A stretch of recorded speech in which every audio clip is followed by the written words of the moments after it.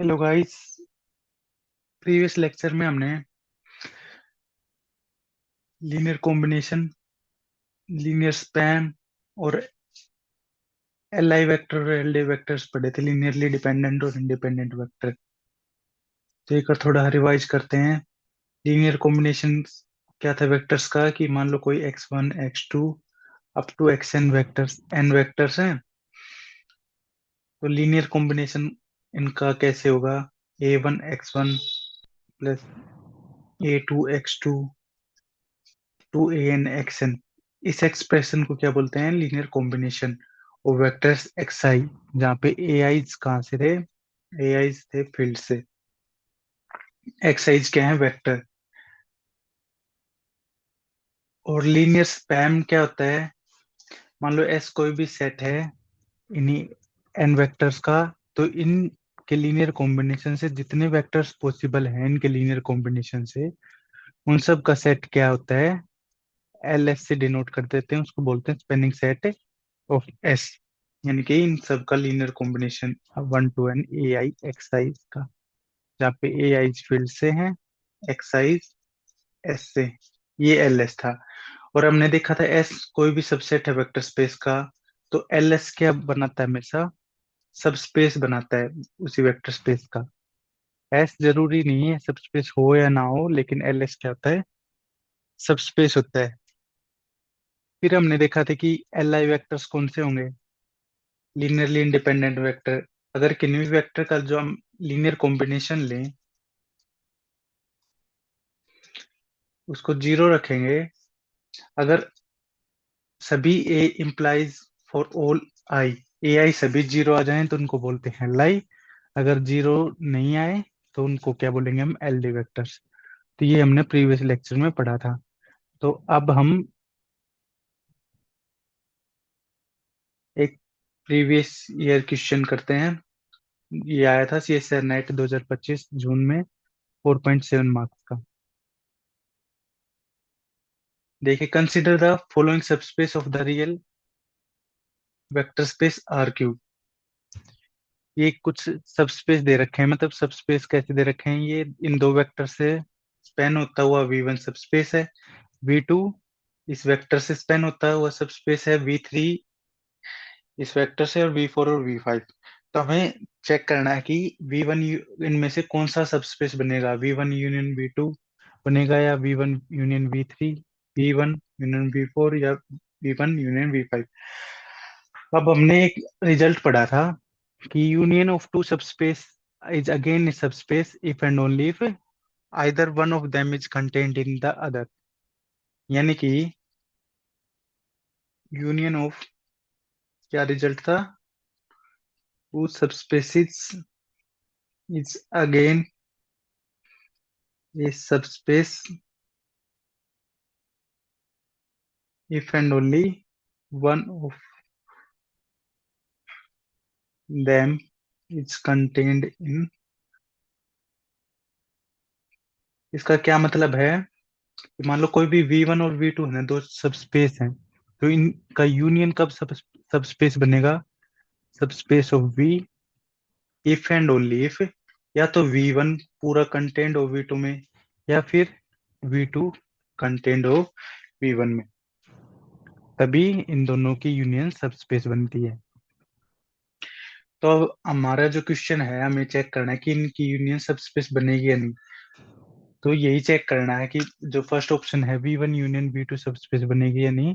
यानी कि या तो ये होना चाहिए सब स्पेस बनने के लिए complete V one V two में कंटेंट होना चाहिए, या फिर complete V two V one में कंटेंट होना चाहिए। तो चलिए इसको सोल्व करते हैं। तो वी वन जो सब स्पेस है वो कैसा दिखेगा? इन दो वेक्टर्स की मदद से बन रहा है। यानी कि इन दोनों का लीनियर कॉम्बिनेशन होगा पूरा वी वन।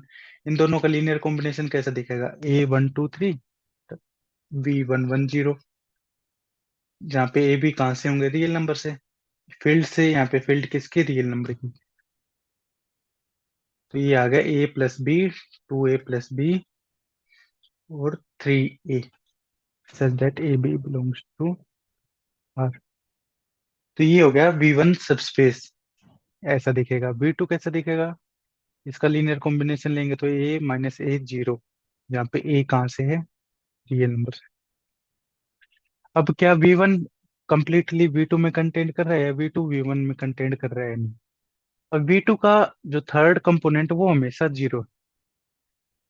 इसका मतलब V1 तो V2 में कंटेंट करेगा नहीं, क्योंकि इसका इसके अंदर ये वेक्टर भी ना 1 2 3, 1 2 3 belongs to V1, but 1 2 3 does not belongs to V2। इसका मतलब क्या हुआ, V1 में एक ऐसा एलिमेंट है जो V2 में नहीं है, यानी कि V1 can not be contained in V2। V1 तो V2 में नहीं आ सकता। क्या V2 V1 में आ सकता है?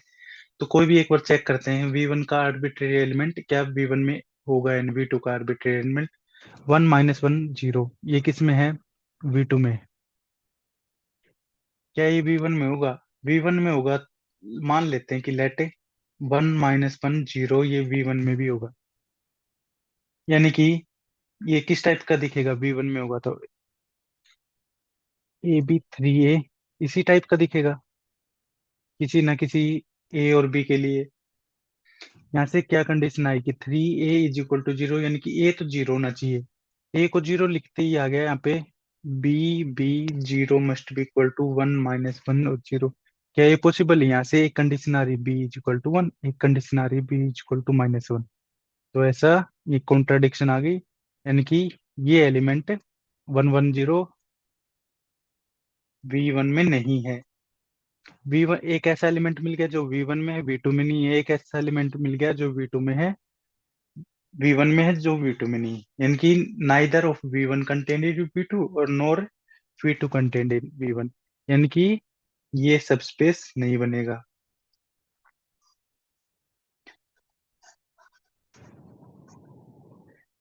नेक्स्ट है V1 और V3 का यूनियन सबस्पेस बनाएगा नहीं।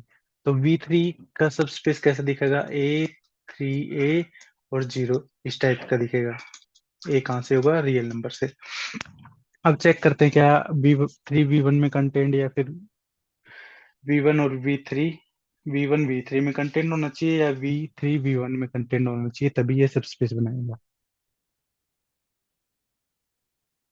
सिमिलरली जैसे V2 में था, यहाँ पे 0 है हर केस में। V1 का एक ऐसा एलिमेंट 1 2 3 बिलोंग्स टू V1, जो कि V3 में नहीं है, यानी कि V1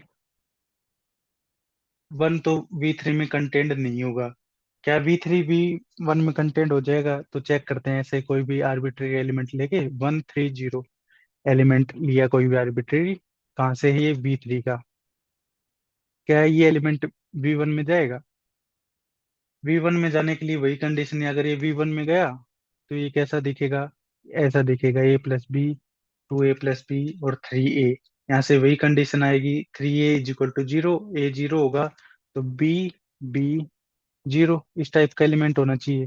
यहाँ पे भी कॉन्ट्राडिक्शन, ये कह रहा है कि B must be equal to 1, और सेकंड कंपोनेंट कंपेयर करें तो B = 3, यानी कि V3 भी V1 में नहीं है। इनकी ऑप्शन बी भी इनकरेक्ट है।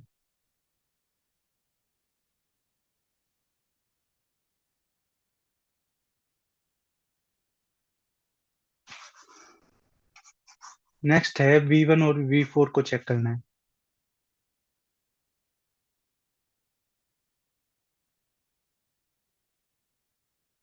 V4 कैसा दिखेगा, सभी एलिमेंट्स A इस टाइप का V4 दिखेगा, belongs to R set of real number से। तो चेक करते हैं क्या V1 और V4 एक दूसरे में कंटेंट होते हैं या नहीं। तो जैसे कि मैं पहले V4 का एलिमेंट उठाता हूँ, कोई भी आर्बिट्रेरी 1 1 1 ही उठा लिया, ये V4 में है। मान लो कि ये V1 में भी है होगा, V1 में होगा तो किसी ना किसी AB के लिए इसे ऐसा ही होना पड़ेगा, AB 3A। यहाँ से क्या condition I, A + B must B 1, 2A + B भी 1, और 3A = 1। यहाँ से आ गया A = 1/3। यहाँ पे A = 1/3 रखेंगे तो 2/3, B = 1 - 2/3, यानी कि ये भी 1/3। लेकिन यहाँ पे A 1/3, B भी 1/3 = 1। यहाँ से आ गया 2/3 = 1, ऐसा पॉसिबल नहीं है। यानी कि ये 1 1 1 V4 में तो है but does not belongs to V1। यानी कि यहाँ से क्या कह सकता हूँ मैं कि V1 V4 में तो कंटेंट नहीं करता। क्या पता V1 V4 में कंटेंट करता हो। तो V1 में तो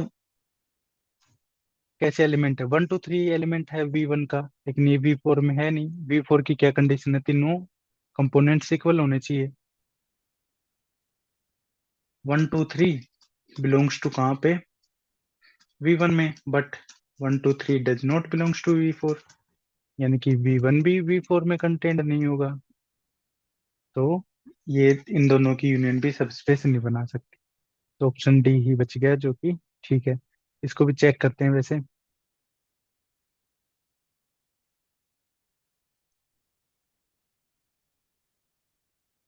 V5 कैसा दिखेगा, A0 - 3A such that A belongs to R। तो चेक करते हैं क्या V5 V1 में कंटेंट है या नहीं है। अगर V5 का कोई भी आर्बिट्रेरी एलिमेंट लूं मैं, मान लो यही है आर्बिट्रेरी एलिमेंट, x की फॉर्म में लेता हूँ, कैसा दिखेगा, X0 - 3x। अगर V1 में होगा तो कैसा दिखना चाहिए इसको, A+B 2A+B यहाँ से 3A। तो क्या कंडीशन आई, 2A+B सेकेंड कंपोनेंट को कंपेयर करो तो मस्ट बी इक्वल टू 0। यहाँ से B की जगह -2A रखो तो ये एलिमेंट कैसा दिखेगा, -A 0 और 3A। तो यहाँ से दोनों कंडीशन सेटिस्फाई हो रही है ना, कि x = -A, तो -3x = 3A। यहाँ से भी x = -A। तो इसका मतलब हर एक एलिमेंट V5 का V1 में है। यानी कि V5 कंटेन्ड इन, यानी कि V5 क्या है, कंटेन्ड इन V1। और दोनों क्या है, सबस्पेस हैं। Also V5 and V1 are subspace of V। यानी कि इन दोनों की यूनियन भी क्या होगी, V1 ही होगी, और ये सबस्पेस है V का। तो option D is correct option. Next है, ये भी सी नेट का जून 2025 का क्वेश्चन है, 4.7 मार्क्स में। ये चेक करना है कि f(x) कोई भी फंक्शन है, पोलिनोमियल दे रखा है Rx, जिसकी फील्ड है रियल की फील्ड से पोलिनोमियल है, then which of the following is are L I. इनमें से चेक करना है कौन सा सेट एल आई होगा। ये भी 4.7 मार्क्स का है। तो चेक करते हैं। ए ऑप्शन में f'(x), f'(x) क्या होगा, 2x+1, इसका डेरिवेटिव f(x) - f(x - 1)। f(x) क्या है, x² + x+1। f(x - 1) क्या होगा, x - 1 का स्क्वायर प्लस में x - 1 + 1, x² प्लस में 1 -2x + x - x। ये होगा f(x - 1)। क्या है, f(x) - f(x - 1)। इसमें से ये सब्ट्रैक्ट करेंगे तो x² से x² cancel, x + x 2x, और 1 से 1 भी सब्ट्रैक्ट। क्या बचा, 2x और 1। क्या ये सेट एल आई है, ये एल आई नहीं है, ये एल डी। क्योंकि इन दोनों की मदद से मैं ये वाला वेक्टर बना सकता हूँ, 2x+1 की मदद से ये वाला वेक्टर बना सकता हूँ। जैसे कि ये मान लो x1 वेक्टर हो, ये x2 वेक्टर है, और ये x3 वेक्टर। तो मैं x2 + x3 = x1, इनके इनके लीनियर कॉम्बिनेशन से मैंने एक वेक्टर बना दिया विदाउट पुटिंग स्केलर्स जीरो नहीं किए, तो ऐसा वेक्टर बना दिया। इसका मतलब ये क्या है, एल डी है। तो ऑप्शन ए तो इनकरेक्ट हो गया। ऑप्शन बी, f(x+1 - f(x+1) कैसा दिखेगा, x+1 का होल स्क्वायर प्लस में x+1 + 1। क्या आ जाएगा यहाँ से? X square plus 3x plus में 3। अब बी ऑप्शन कैसा सेट है? F of x plus 1 minus F of x, इसमें से सब्ट्रैक्ट करेंगे, क्या आएगा? 2x plus 2। और F of x minus F of x minus 1 है, तो यहाँ पे भी क्या था? क्या आया था? 2x आया था सिंपल, और 1। क्या ये सेट अलाई है? ये भी नहीं है, क्योंकि इन दोनों के लीनियर कॉम्बिनेशन से ये बना सकता हूँ 2x प्लस में 2 इंटू 1, 1 इंटू 2x प्लस में 2 इंटू 1 को क्या लिख सकता हूँ मैं? 2x plus 2। इन दोनों के लीनियर कॉम्बिनेशन से ये वेक्टर बना सकता हूँ, यानी कि ये ऑप्शन भी इनकरेक्ट हो गया। ये सेट भी एल डी हुआ। ऑप्शन सी, एफ एक्स क्या है? X square plus x plus 1, F dash x 2x plus 1 और 1। क्या है? सेट एल आई है। एक रिजल्ट होता है कि अगर डिस्टिंक्ट पोलिनोमियल की डिस्टिंक्ट डिग्री हो ना, तो वो सेट हमेशा एल आई होता है, क्योंकि इन दो किसी के भी कॉम्बिनेशन से या ये डिग्री वाले ये भी नहीं बन सकता, ये डिस्टिंक्ट रहेंगे, अलग अलग डिग्री, इसलिए। वैसे चेक करना है तो चेक कर सकते हैं इनका लीनियर कॉम्बिनेशन लेके। ये तो काम है। जैसे a times x square plus x plus 1 plus में इनका लीनियर कॉम्बिनेशन ले रहा हूं मैं, तीनों वेक्टर्स का, इक्वल टू 0 रखा, तो a एक्स स्क्र प्लस में a प्लस में 2 टाइम्स x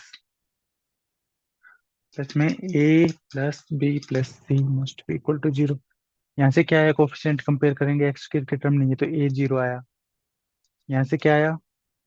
a 0 यानी कि 2b is equal to 0 implies b is equal to 0।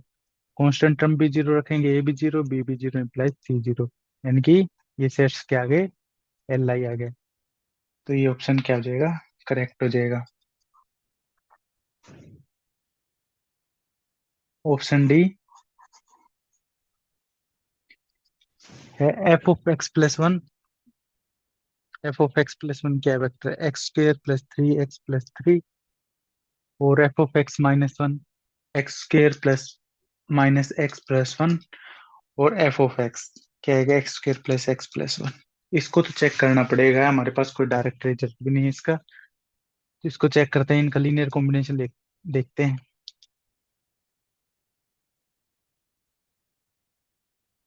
Plus b into x square minus x plus 1 plus में c into x square plus x plus 1 equal to 0। तो x square के coefficient आए a plus b plus c 0, x के coefficient आएंगे 3a, यहाँ से minus B, वहां से सी 0, और कांस्टेंट टर्म आई 3a प्लस में b प्लस में सी इज इक्वल टू 0। तो यहाँ से इन दोनों इक्वेशन को सब्ट्रैक्ट करेंगे तो क्या आएगा? b इज इक्वल टू 0 आ जाएगा यहाँ से।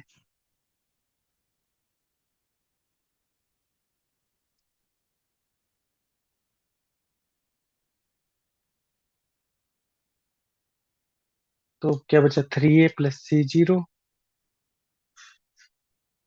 और a plus c is equal to 0। इन दोनों को सोल्व करेंगे तो भी क्या आएगा? सी 0 इम्प्लाइज और ए भी 0। इन तीनों इक्वेशन करने से क्या आता है कि स्केलर्स सारे 0 आ रहे हैं, इसका मतलब ये क्या है? तीनों एल आई वेक्टर्स हैं। तो ऑप्शन डी भी करेक्ट है।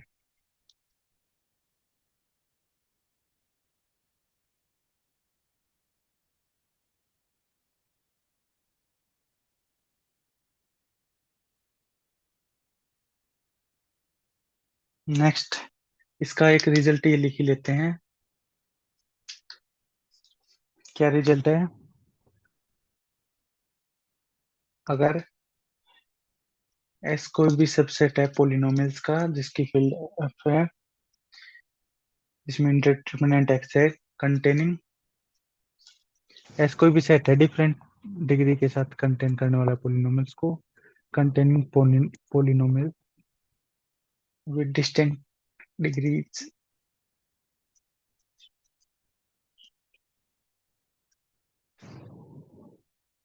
तो सेट एस क्या होता है? एस एल आई रहेगा हमेशा।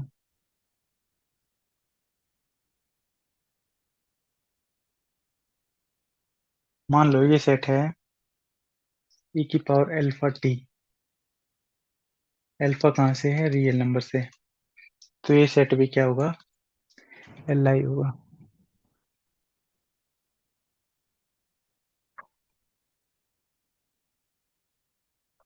नेक्स्ट टॉपिक स्टार्ट करेंगे हम। बेसिक क्या होता है? Basis of A vector space. उससे पहले एक ये देखिए, मान लो कोई एस जो है, X one x two X N,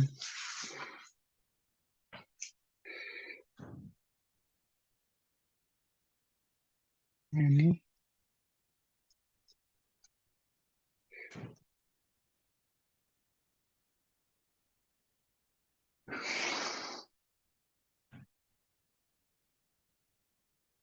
कोई भी स्पेनिंग सेट है एस वेक्टर स्पेस का, यानी कि L S is equal to V है। और एल कोई भी सेट है,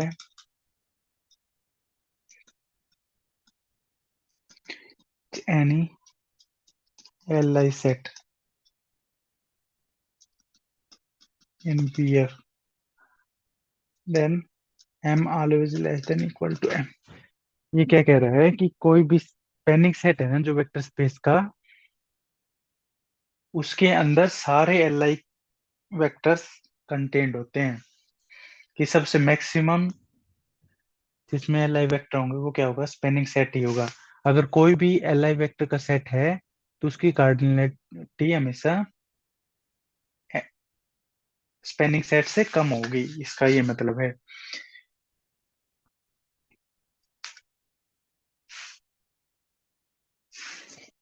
यानी कि कोई भी सेट एस मान लो, ये किसका स्पेनिंग सेट है? बी का, यानी कि L S is equal to V है।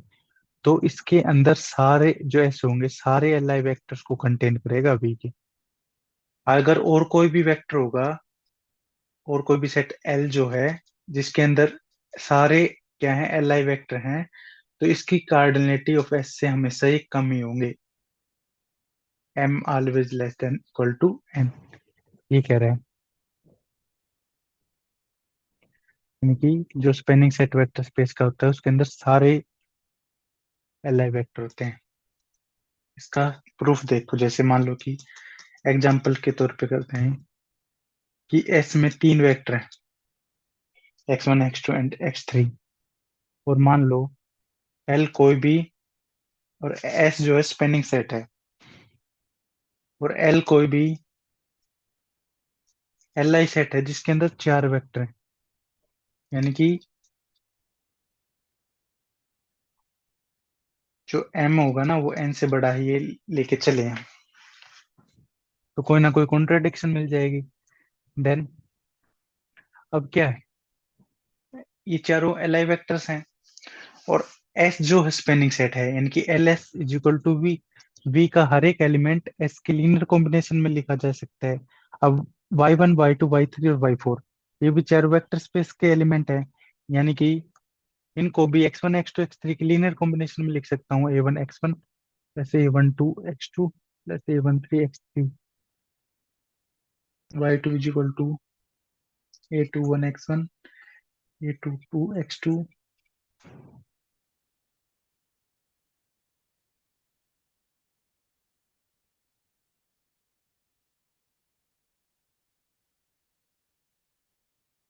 Similarly y four is equal to a four one x one, a four two x two plus a four three x three. Clear? और जहाँ पे ए आई जे कहाँ से होंगे? सारे फील्ड से। अब क्या किया है?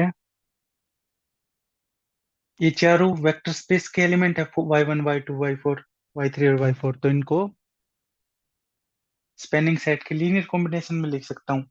अब लिख रहा हूं मैं, कंसीडर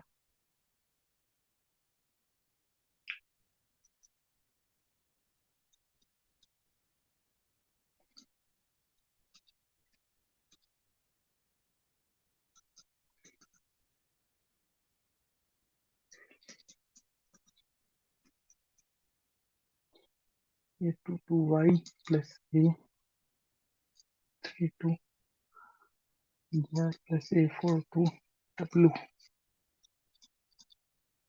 13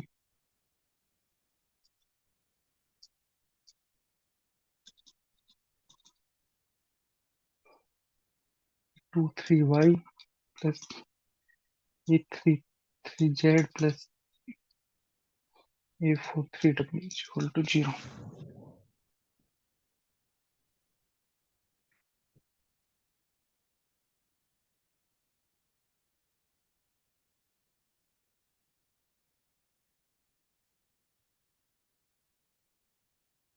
इन इक्वेशंस को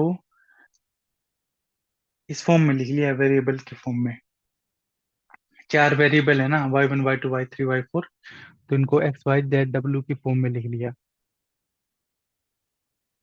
तो क्या हुआ कि अब यहाँ पे इक्वेशन जो है वो है तीन हमारे पास, और वेरिएबल है चार।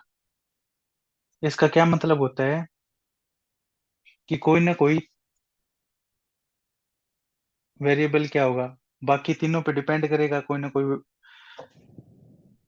तो वेरिएबल ऐसा लाई करेगा कि मतलब इनका लीनियर कॉम्बिनेशन में बिना जीरो किए, मतलब सभी स्केलर्स को जीरो किए बिना जीरो आ जाएगा इनका लीनियर कॉम्बिनेशन, क्योंकि in as number of equations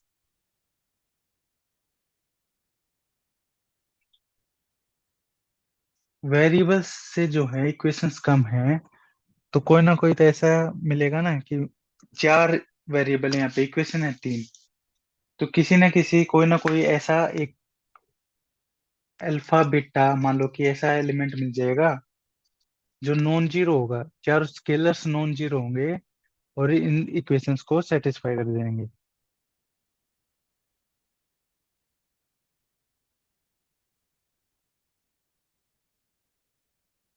यहाँ पे एक्स वाई जेड डब्ल्यू में इसके y1 y2 y3 y4 की जगह दर्शा रहे हैं, तो कोई ना कोई ऐसा फील्ड में से एक एलिमेंट मिल जाएगा जो कि इनको जीरो बना देगा। तो अब क्या होगा नाउ, यानी कि अल्फा y1 प्लस में बीटा y2 प्लस में गामा y3 प्लस में डेल्टा y4 ऐसा जीरो होगा।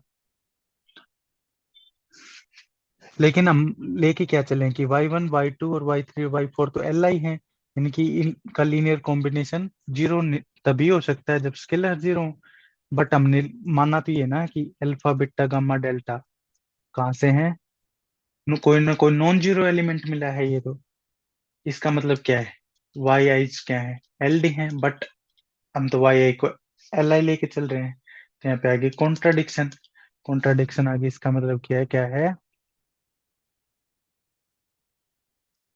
कि ऐसा नहीं हो सकता कि उनकी कार्डिनलिटी ज्यादा हो, यानी कि एन हमेशा, जो एम है वो हमेशा less than equal to N होगा। यानी कि कोई भी L I set spanning set से कार्डिनलिटी से कम होगा।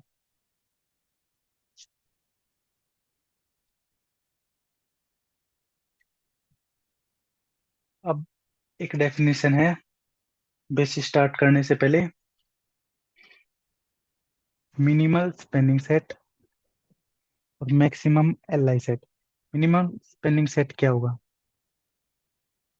मिनिमम का मतलब सबसे छोटा स्पेनिंग सेट, यानी कि कोई भी एस जो है मान लो वेक्टर स्पेस का सबसेट है, और यही स्पेनिंग सेट है वेक्टर स्पेस का, यानी कि L S is equal to V है, तो एस को मिनिमल स्पेनिंग सेट कहोगे, then S is minimal spanning set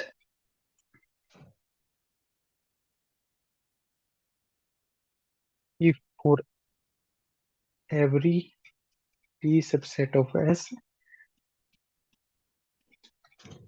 इसका मतलब क्या हुआ, एस को मिनिमम कब कहेंगे, अगर इसमें से एक भी वेक्टर हटा देना, इसका कोई भी सबसेट पूरे वी को जनरेट नहीं कर सकता। अगर एक भी वेक्टर हटा दिया तो क्या होगा, वी को हम कंप्लीट जनरेट नहीं कर सकेंगे।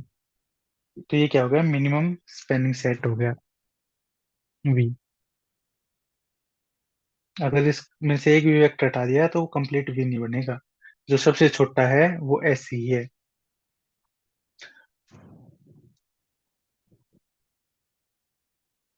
एक है मैक्सिमम एल आई सेट। इसकी भी नाम से ही पता चल रहा है कि इस सेट को लेट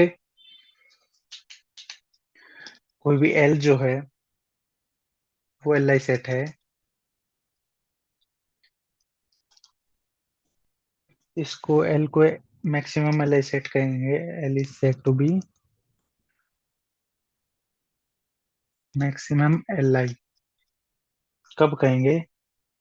अगर इसमें कोई भी एक भी वेक्टर एक्स्ट्रा आ जाएगा तो एल डी बन जाएगा। वेन एवर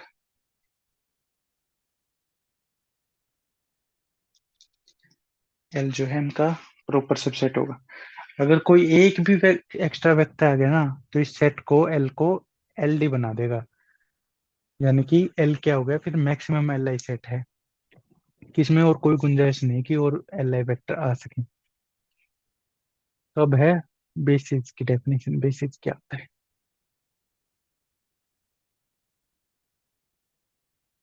लेट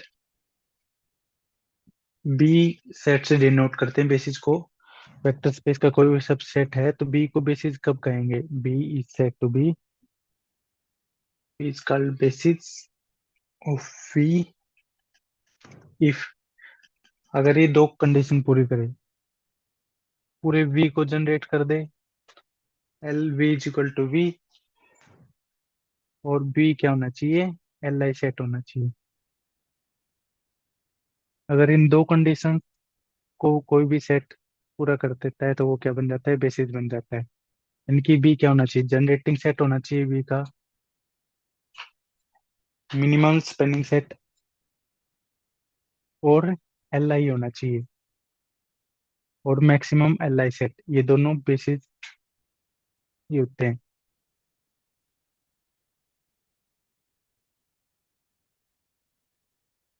कोई भी सेट है जो पूरे वी को बना देगा, जनरेट कर देगा, स्पेन कर देगा, और वो एल आई सेट उसमें सारे क्या कैसे वेक्टर होंगे? एल आई वेक्टर होंगे, तो उस सेट को हम बोलेंगे बेसिस है इस सेट का। एग्जाम्पल, मान लो बी एक सेट है, मैट्रिक्स इसका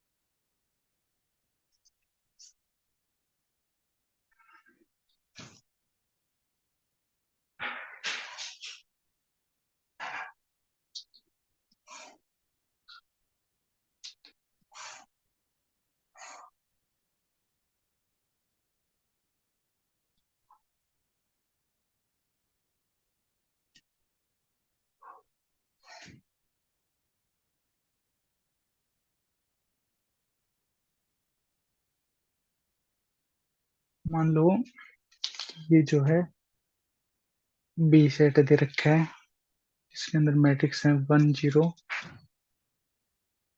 0 0 0 1 1 0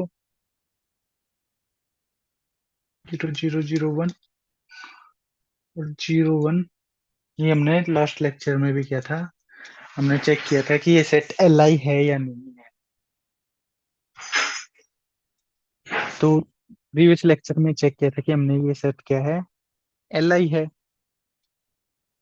और ये भी चेक किया था कि स्पेन भी कर देता है पूरे आर टू क्रॉस टू को। यानी कि ये क्या बन गया? एक बेसिस बन गया, क्योंकि हमने इसका स्पेनिंग सेट कल निकाला था। क्या आया था?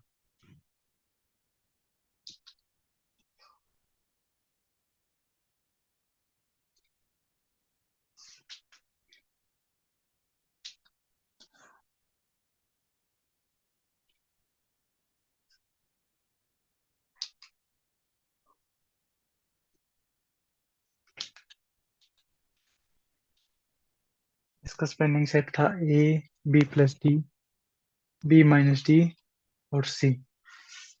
फिर हमने ये देखा था कि सभी को स्पेन कर देता है, आर्बिट्रेरी एलिमेंट लेंगे कोई भी मैट्रिक्स 2 क्रॉस 2 की, तो इनकी फॉर्म में लिख सकते हैं। और ये भी चेक किया था, एल आई है, एल आई कैसे चेक किया था, इसको आर्बिट्रेरी जी 0 0 के इक्वल रखा था।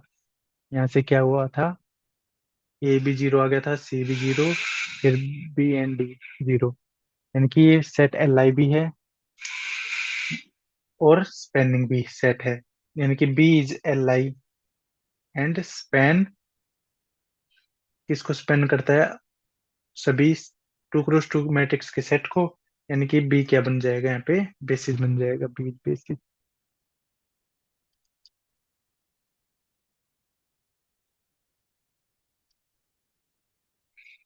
नेक्स्ट मान लो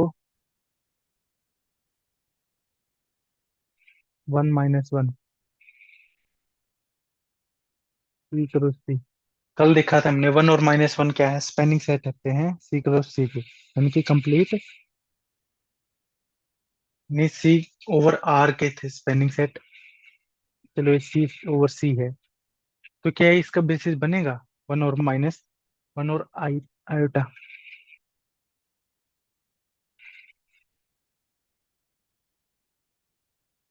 अब देखते हैं पहले कि ये एल आई है या नहीं।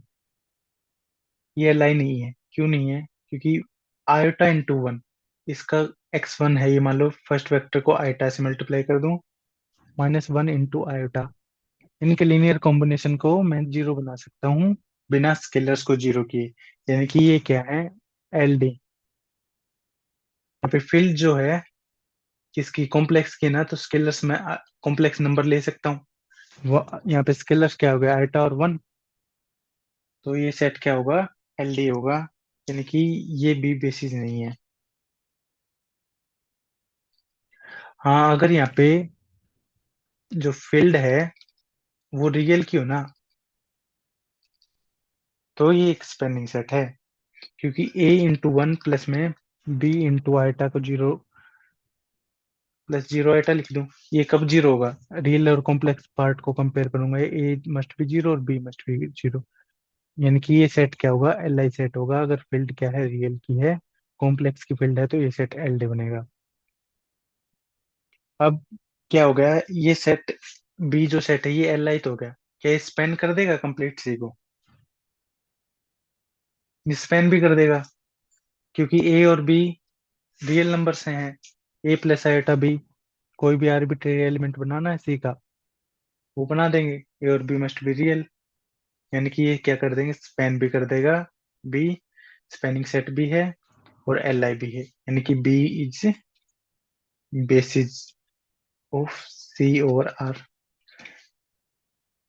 इसका जो बेसिस होता है C/C का, वो सिंपल वन होता है। Properties of L I vector की में हमने पढ़ा था, कोई भी singleton element non zero, zero नहीं होना चाहिए, वो क्या होता है, एल आई, यानी कि एल आई है। और कोई भी वेक्टर को स्पेन कर सकता है, क्यों, एल्फा इंटू वन लिख दूं मैं is equal to alpha. Alpha कोई भी कॉम्प्लेक्स नंबर ले लो, उसकी वन से मल्टीप्लाई होगी तो क्या होएगा, वही कॉम्प्लेक्स नंबर आ जाएगा, यानी कि पूरे कॉम्प्लेक्स नंबर को स्पेन कर देगा। तो ये जो बी होगा ना, अलग से लिख देता हूँ,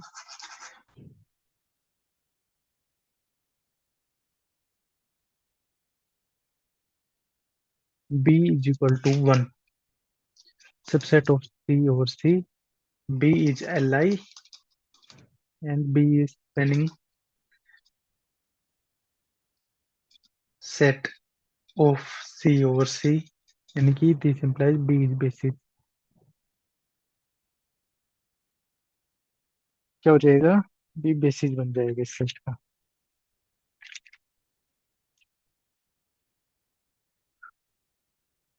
एक और एग्जांपल लिख लेते हैं फॉर फिफ्थ। मान लो बी कोई भी सेट है,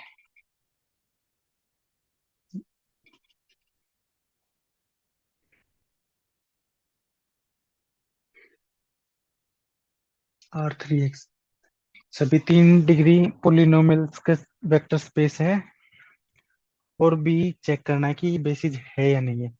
तो बेसिस होने के लिए क्या चेक करेंगे पहले, तो क्या ये एल आई है या नहीं है, और उसके बाद अगर एल आई है तो क्या स्पेंड कर देगा या नहीं कर देगा।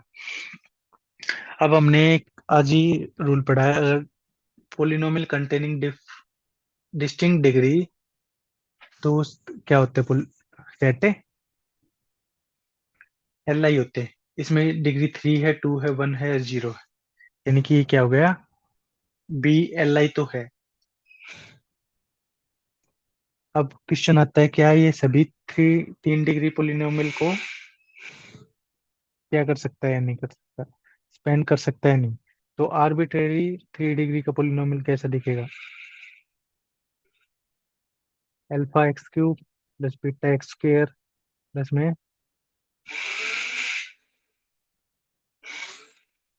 Gamma x plus delta.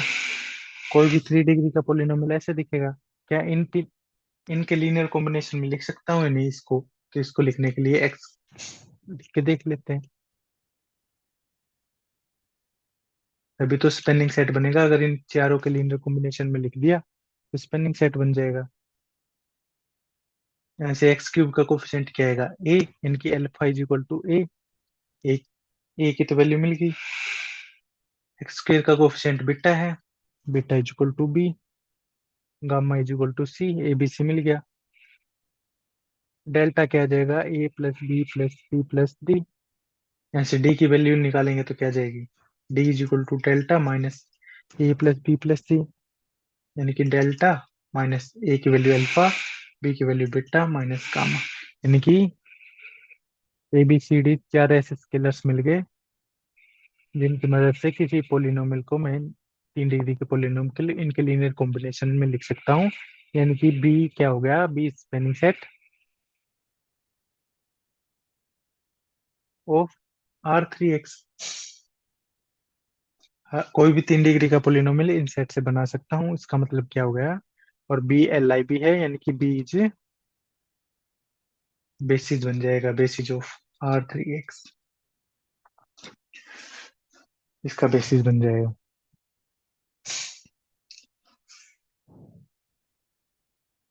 Generally normally बता रहा हूँ, कोई भी मान लो n डिग्री का पोलिनोमियल है, तो डिस्टिंक्ट डिग्री के पोलिनोमियल जैसे ऐसे मान लो एक्स की पावर एन, एक्स की power N minus one, X की पावर एन माइनस टू, ऐसे ऐसे एक्स स्क्र एक्स और वन, ये इसका क्या होता है, बेसिस होता है। इसको बोलते हैं स्टैंडर्ड बेसिस। इसकी डेफिनेशन करेंगे आगे, फिर देखेंगे स्टैंडर्ड बेसिस। उससे पहले एक डेफिनेशन है, डायमेंशन क्या होता है। जितने बेसिस में एलिमेंट हो गए ना, जो कार्डिनलिटी बेसिस की होगी उसको डायमेंशन बोलते हैं। मान लो be F vector space, then number of elements in any basis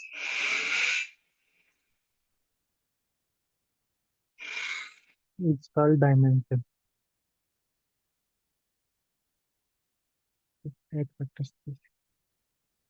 जितने भी एलिमेंट बेसिस में होंगे ना, उनको क्या बोलेंगे, डायमेंशन। जैसे कि इस सेट में इसके बेसिस, ये बेसिस बन रहा है ना, ये कितने एलिमेंट है, 2 एलिमेंट, तो इसका डायमेंशन क्या होगा, 2। इसमें क्या है, इसके बेसिस में एक एलिमेंट है, तो इसका डायमेंशन क्या हो गया, 1। इसके बेसिस में कितने एलिमेंट है, 1 2 3 4, 4 एलिमेंट है, तो इसका डायमेंशन हो गया 1। जो पोलिनोमियल वाला सेट होता है जिसकी मैक्सिमम डिग्री n है, उसका डायमेंशन हमेशा n+1 होगा। डायमेंशन ऑफ Rn(x) का हमेशा डायमेंशन n+1। जैसे कि यहाँ पे कितना, 3 डिग्री के पोलिनोमियल थे, तो इसमें कितने आए बेसिस में एलिमेंट, 4, तो इसका डायमेंशन क्या हो गया, 4। अब 4 इंपॉर्टेंस थ्योरम है जिन पे मुझे मान लो नींव है लीनियर अलजेब्रा की, बेसिक डायमेंशन की, वेक्टर स्पेस की। तो वो 4 इंपॉर्टेंस थ्योरम क्या क्या है, सबसे पहले है इनवेरियंस थ्योरम।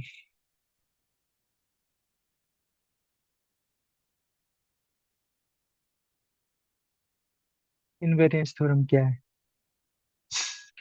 मान लो V1 and V2 are two any basic of a finitely generating vector space VF, then B1 का कार्डिनलिटी इक्वल टू B2 का। इनवेरियंस थ्योरम कहती है कि अगर किसी भी फाइनाइट जनरेटिंग वेक्टर स्पेस है ना कोई BF, तो उसमें जो बेसिस होंगे, बेसिस जरूरी नहीं है कि यूनिक हो, एक से ज्यादा भी बेसिस हो सकते हैं। जैसे कि इसमें ये बी बेसिस बना था, अगर ये बी लूँ ना मैं एक्स क्यूब प्लस एक्स फिर एक्स और वन, तो ये भी इसका बेसिस बनेगा। चारों वेक्टर एल आई हैं और स्पैन भी कर देंगे। यानी कि जरूरी नहीं कि बेसिस यूनिक बने, लेकिन अगर कोई भी बेसिस हैं तो उनकी कार्डिनलिटी क्या होगी, सेम होगी। जैसे इसमें भी क्या है, चार है ना, डायमेंशन सेम होगा, कहने का मतलब बेसिस की cardinality number of element in basis, यही तो होता है डायमेंशन। तो जरूरी नहीं है बेसिस सेम बने, लेकिन क्या होगी, उनकी नंबर ऑफ एलिमेंट दोनों में इक्वल होंगे, यानी कि डायमेंशन हमेशा सेम रहता है किसी वेक्टर स्पेस का। ठीक है, ये तो होगी इनवेरियंस थ्योरम। एग्जिस्टेंस थ्योरम क्या कहती है?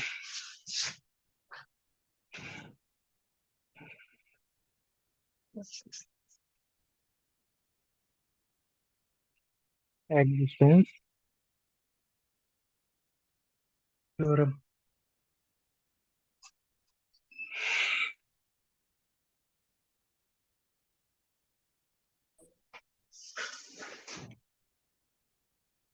तो एग्जिस्टेंस थ्योरम क्या कहती है कि कोई भी फाइनाइट जनरेटिंग वेक्टर स्पेस है जो बेसिस, उसके पास क्या होगा, बेसिस होगा। ये क्या कहती है, एग्जिस्टेंस थ्योरम। कोई भी फाइनाइट वेक्टर स्पेस है, फाइनाइट जनरेटिंग वेक्टर स्पेस है, तो उसके पास क्या होगा, बेसिस होगा। इसका प्रूफ देखो।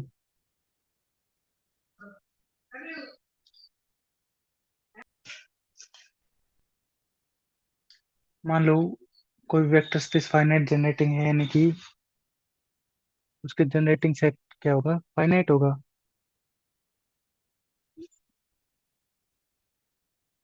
जिस स्पेनिंग सेट, ठीक है। अब मान लो एस क्या है, एल आई है। एल आई है तो इसका मतलब ये बेसिस हो जाएगा। वी आर डन, इसके पास बेसिस होगा। मान लो अगर एस एल डी है, तो हमने कल प्रॉपर्टीज में पढ़ा था कि कोई ना कोई एक ऐसा वेक्टर एक्स के मिलेगा एस में से, सच दैट उसका लीनियर स्पेन किसके इक्वल होगा, उस वेक्टर को हटा दें तो भी लीनियर स्पेन इक्वल होगा। अगर अब ये वाला जो एल एस माइनस के है, इसको मान लो एस वन है, यानी कि अगर ये एल लाई है, तो यहाँ पे ही हमारा काम खत्म, हमें एक बेसिस मिल जाएगा। ये spanning set of vector space है और ये लाई हो जाएगा। अगर ऐसा नहीं है, इसको मान लो एक्स ऐसा ही, अगर एस वन एल आई हो जाएगा, इसी स्टेप को रिपीट कर दो, एस वन इज एल आई है, तो हमारा काम खत्म। अगर एल डी है तो फिर कोई ना कोई एक ऐसा वेक्टर मिलेगा जो कि, मान लो फिर S L of S S one, कोई ना कोई एक और वेक्टर मिल जाएगा, मान लो एस टी। इन दोनों का स्पैम में इक्वल होगा S one minus S T. अगर इसी स्टेप को रिपीट करते जाओ, अगर ये एल आई आ गया तो वहीं पे काम खत्म। और एल डी, ऐसा तो है नहीं कि ये होगा ही नहीं, क्योंकि फाइनाइट है तो कभी ना कभी एंड होगा में, कोई ना कोई एल आई स्पेस मिल जाएगा, और जो कि स्पेनिंग सेट भी होगा। यानी कि एग्जिस्टेंस थ्योरम क्या कहती है कि कोई भी फाइनाइट जनरेटिंग वेक्टर स्पेस है, उसके पास बेसिस होता ही है। और इनवेरियंस थ्योरम क्या कहती है, जितने बेसिस होंगे उन सब की क्या होगी, डायमेंशन सेम होंगे, उनकी कार्डिनलिटी सेम होगी।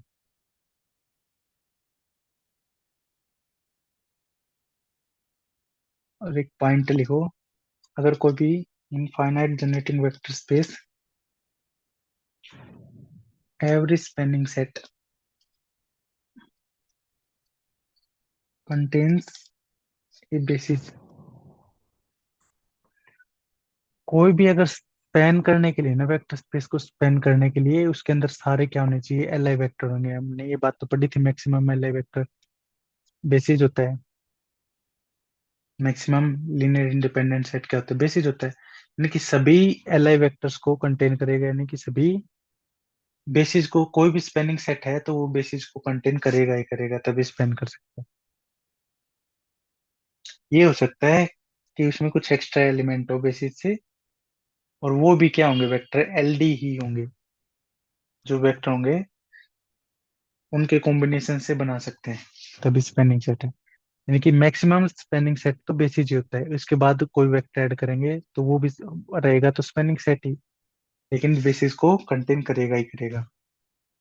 वैसे तो है ना, हर एक वेक्टर स्पेस, चाहे फाइनाइट हो या इनफाइनाइट स्पेस हो, उसके पास वेक्टर वो बेसिस होता ही है। Every vector space has a basis, हर एक वेक्टर स्पेस के पास ही बेसिस होता है,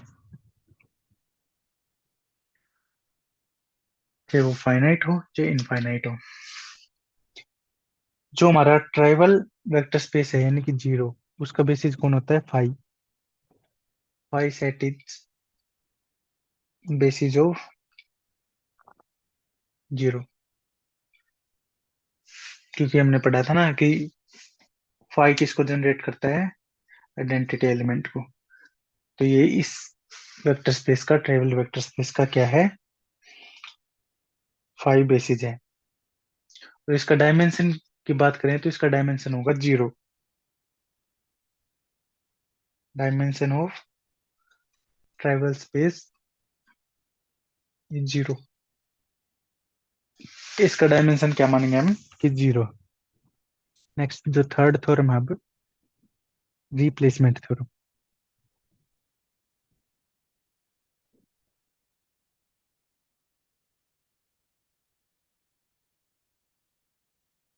ये क्या कहती है कि मान लो कोई भी वी क्या है, वेक्टर स्पेस है, और इसका डायमेंशन है विद डायमेंशन, एन डायमेंशन है। देन फर्स्ट,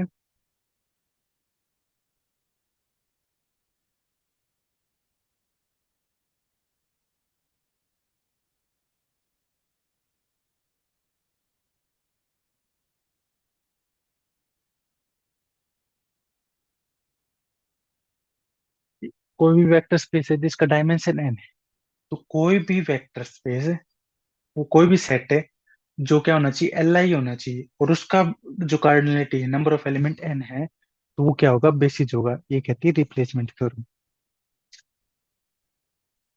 इसका क्या मतलब हुआ कि कोई भी वेक्टर स्पेस पर, मान लो कोई भी वेक्टर स्पेस है जिसका डायमेंशन क्या है, एन है, और एस कोई भी सेट है, स्पेनिंग सेट बोल दो चाहे इसको, स्पेनिंग सेट है with cardinality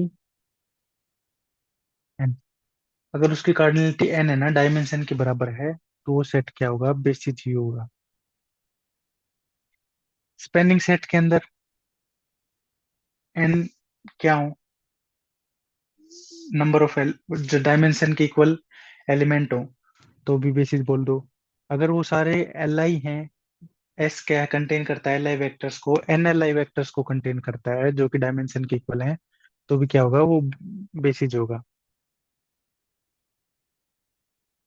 cardinality L I vectors के साथ एस की एन है, तो क्या बोलेंगे हम उसको, बेसिस।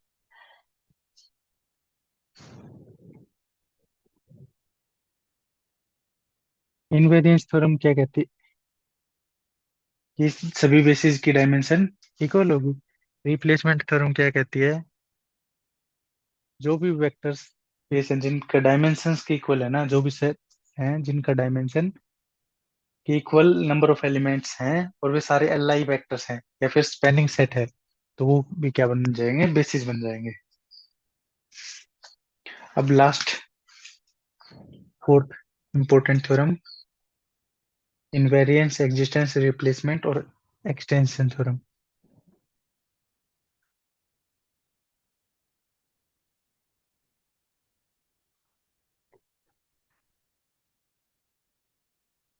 ये क्या कहती है?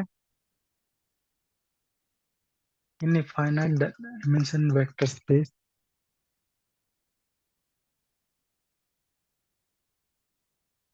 every Li set can be extended form a vector space,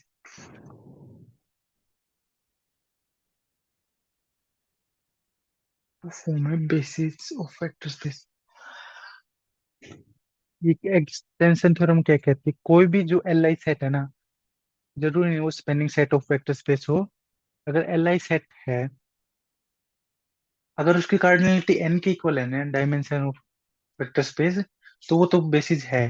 मान लो एन से लेस है, तो भी उसको हम एक्सटेंड करके क्या बना सकते हैं? बेसिस बना सकते हैं। एक्सटेंड कैसे करेंगे? कुछ और वेक्टर्स ऐड करके, तो उसको क्या बना देंगे हम? बेसिस बना सकते हैं। प्रूफ देखो इसका। मान लो कि डायमेंशन जो है वेक्टर स्पेस का एन है, ठीक है, और एल कोई भी है जिसके अंदर एल आई वैक्टर्स हैं, लेकिन एन से कम है, एन के इक्वल है, तो बाय रिप्लेसमेंट थ्योरम ये क्या होगा? बेसिस हो जाएगा। Is any L I set, ठीक है, यहाँ पे। और बी मान लो कोई भी इसका बेसिस है, y1 y2 up to, basis में कितने एलिमेंट होंगे जितना इसका डायमेंशन है, यानी कि एन, वाई एन तक एन एलिमेंट होंगे। इज एनी बेसिस, ठीक है। अब मुझे क्या करना है? एल को एक्सटेंड करके बेसिस बनाना है। यहाँ पे के लेस देन इक्वल, के लेस देन एनी लेके चलो। अगर इक्वल है तो ऑब्वियसली बाय रिप्लेसमेंट थ्योरम ये बेसिस बनेगा, ठीक है। अब देखो कैसे बनाता हूँ मैं इसको। एल यूनियन बी लूं तो क्या आएगा? x1 x2 up to xk, और y1 y2 up to yn, basis के साथ एल का यूनियन ले लिया। अब जो एल यूनियन बी है, ठीक है, ये क्या करेगा? स्पेंस भी वी को तो स्पेन करेगा, क्योंकि y1 y2 yn ये क्या है? बेसिस के एलिमेंट है, यही वी को स्पेन कर देते हैं, कुछ एक्स्ट्रा एलिमेंट है तो वो तो स्पेन करेंगे। तो इस क्या हो गया? स्पेनिंग सेट तो हो गया एल यूनियन बी, ठीक है।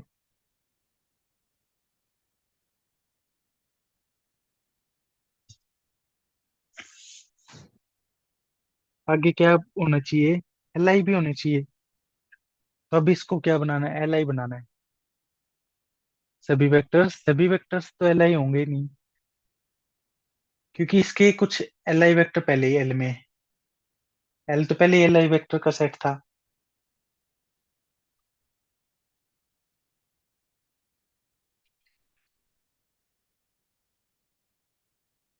और बेसिस के एलिमेंट्स भी आ गए, तो इनके लीनियर कॉम्बिनेशन से हम क्या, जो डिपेंडेंट वेक्टर्स आएंगे उनको हटा देंगे, तो क्या बच जाएंगे? सारे एल आई वेक्टर्स बन जाएंगे ना। तो इससे क्या बन जाएगा? हमारा जो सेट बचेगा वो बेसिस बन जाएगा। अब इसमें से जैसे पीछे वाले स्टेप में किया था, एक कौन से में, यहाँ से ई एल डी होगा, जो जो वेक्टर्स एल आई हैं उनको हटाते जाएंगे, जो एल डी है स्पेनिंग सेट के लिए एक कोई ना कोई एक्स्ट्रा वेक्टर मिलेगा, तो जो बच जाएगा लास्ट में वो क्या हो जाएगा? बेसिस बन जाएगा इसका। मान लो एग्जांपल करते हैं, जैसे एल मान लो ये है, एल आई है दोनों सेट, दोनों वेक्टर्स, और बेसिस है क्या? 1 1 1 1 1 0 1 0 0, ठीक है। मैं कह रहा हूँ कि एल यूनियन बी कर दो। क्या है? 1 0 0 0 1 0 1 1 1 और 1 1 0 1 0 0। अब क्या होगा, देखो इन दो वेक्टर्स की मदद से मैं ये वेक्टर तो बना ही सकता हूँ, इन दोनों को ऐड कर दूं तो ये वेक्टर बना दूंगा ना, तो ये हटा दो वेक्टर। ठीक है। और इन दो वेक्टर्स की मदद, एक तो ये वेक्टर और एक ये वेक्टर और एक इसका, तीनों को ऐड कर दो, इनके तीनों के लीनियर कॉम्बिनेशन से ये वेक्टर बन सकता है 1 1 1।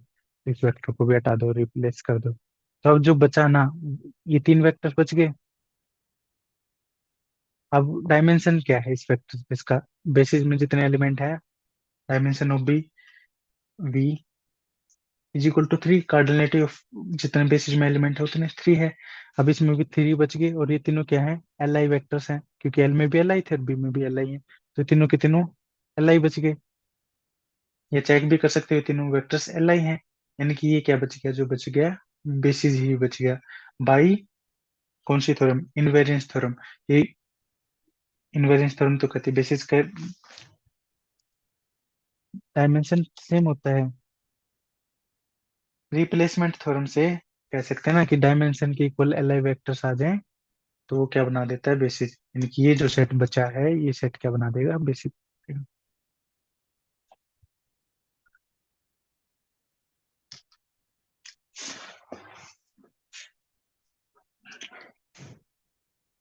मान लो कोई भी फाइनाइट डायमेंशन वेक्टर स्पेस है, then cardinality of P F किसके इक्वल आएगी।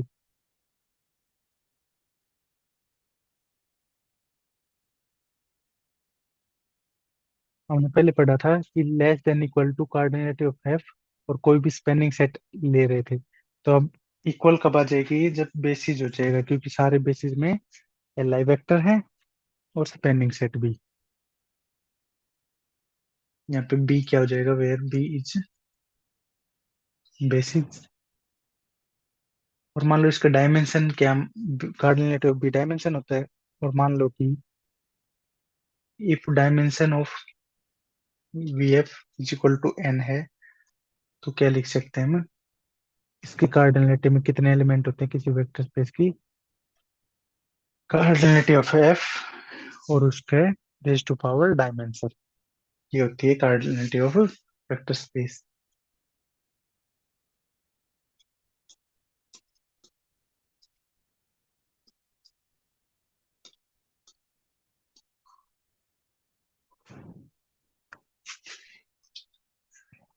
नेक्स्ट कुछ स्टैंडर्ड बेसिस हैं जो हम वेल नोन वेक्टर स्पेस हैं उनका स्टैंडर्ड बेसिस बना रखे हैं। कई बार या तो अपने बेसिस देगा क्वेश्चन में, अगर ना दे तो हम मानते हैं कि स्टैंडर्ड बेसिस है किसी वेक्टर स्पेस के। तो फर्स्ट है जो हमने वेक्टर स्पेस पढ़ा था, F N F,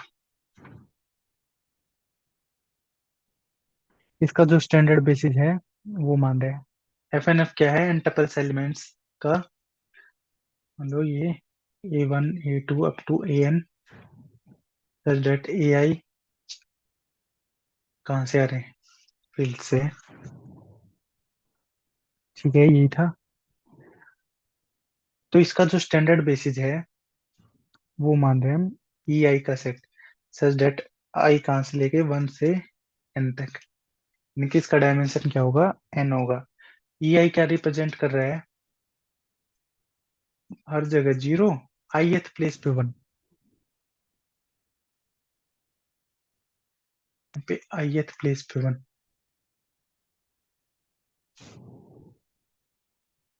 belongs to FN। इसका मतलब क्या हुआ, मान लो कि जो R3 है वेक्टर स्पेस, इसका स्टैंडर्ड बेसिस क्या होंगे, इसका standard basis E1 E2 E3। E1 क्या होगा, फर्स्ट प्लेस पे 1, यानी कि 1 0 0। E2 सेकंड प्लेस पे 1, E1 0 0 0 0 1। ये इसका स्टैंडर्ड बेसिस है R3 का। जब कोई भी बेसिस ना दिया जाए वेक्टर स्पेस का, तो हम स्टैंडर्ड वेक्टर स्पेस लेके चलेंगे, स्टैंडर्ड बेसिस लेके चलेंगे।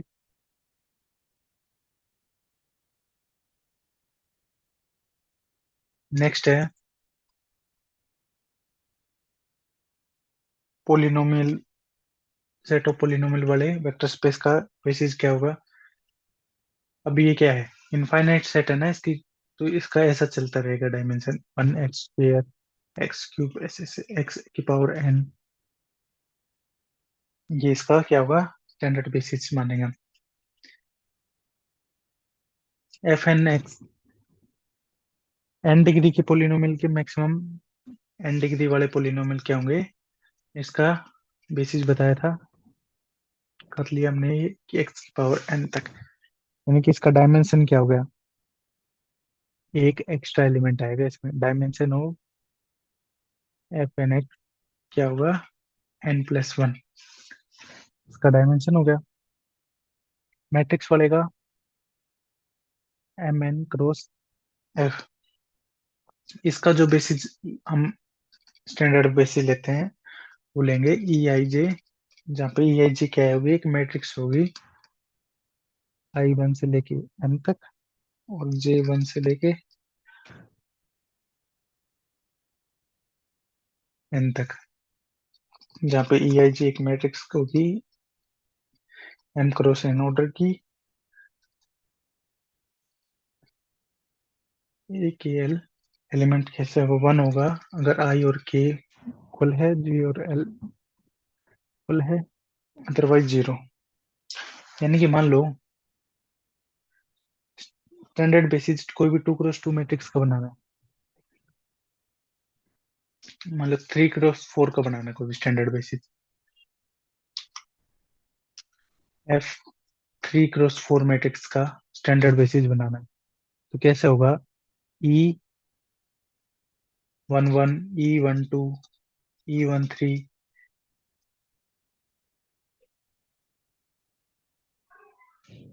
12 तो इसके होंगे डायमेंशन में, तब बेसिस में कितने एलिमेंट होंगे, 12, थोड़े छोटे के बनाते हैं, मान लो 2x2 के बनाते हैं, 2x2 मैट्रिक्स है, इसका डायमेंशन क्या होगा, 4 होगा, और इसके अंदर मैट्रिक्स के कौन कौन से आएंगे बेसिस में, E11 E12 E21 E22, ये तो नाम दे रखे हैं। E11 क्या डिनोट करेगा, मैट्रिक कौन सी मैट्रिक्स, 1 0 0 0, 21 क्या करेगी, मतलब 21 वाला एलिमेंट वन, बाकी जीरो,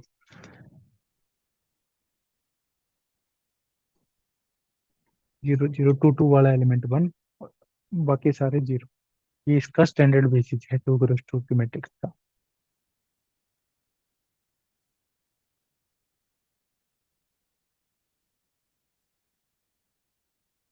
तो फिर ये लिख लो ना, E14 कोई भी 2x4 मैट्रिक्स में है, तो E14 कैसा एलिमेंट नोट करेगा, वन वाला, जो A14 है एलिमेंट उसकी जगह तो वन, अदर सारे जीरो। एग्जाम्पल, सीक्वेंस वाला वेक्टर स्पेस था,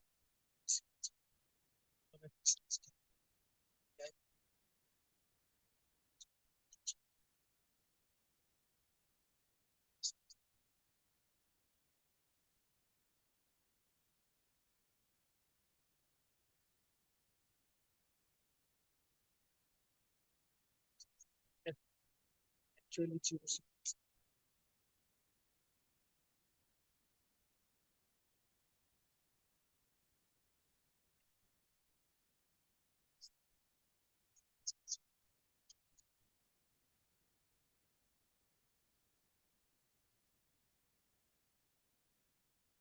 यानी का मतलब क्या है, मान लो जैसे 1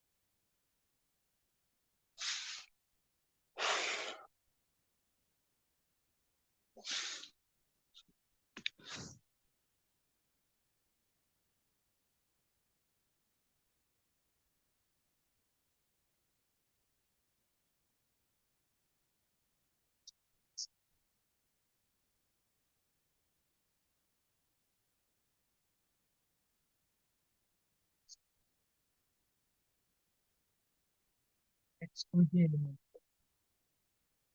लीनियर कॉम्बिनेशन से बना दिया मैंने। ए आई एक्स आई, कोई ऐसा स्केलर बहुत होंगे, जरूरी नहीं, कोई ना कोई एक तो मिलेगा ही, सभी जीरो हो गए तो एलिमेंट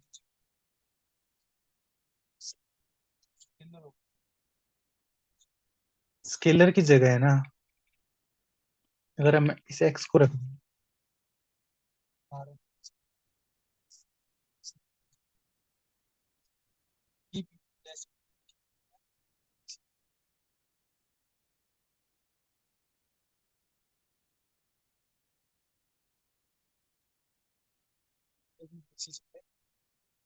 और इनके बेसिस मान लो ये, ठीक है, एक्स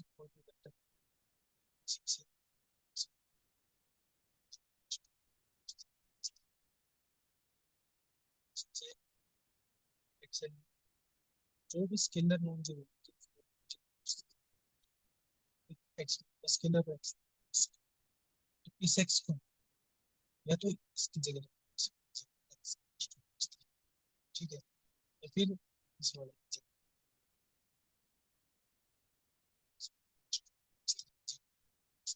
ये गलती से जीरो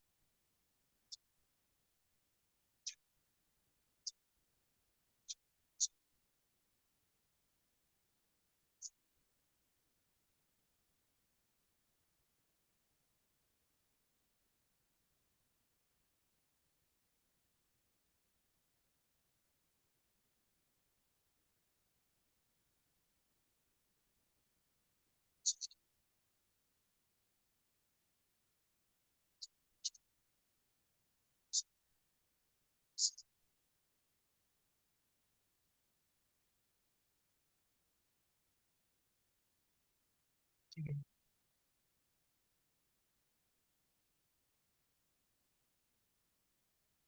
अल्फा कोई भी नॉन जीरो एलिमेंट है फील्ड से, तो अल्फा बी भी क्या है, किसी भी स्केलर से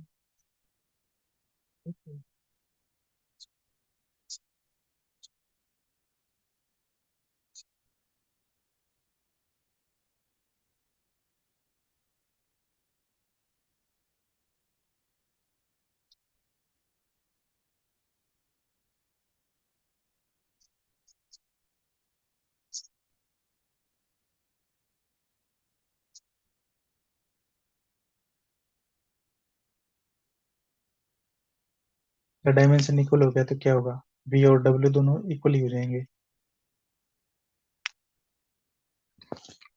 नेक्स्ट,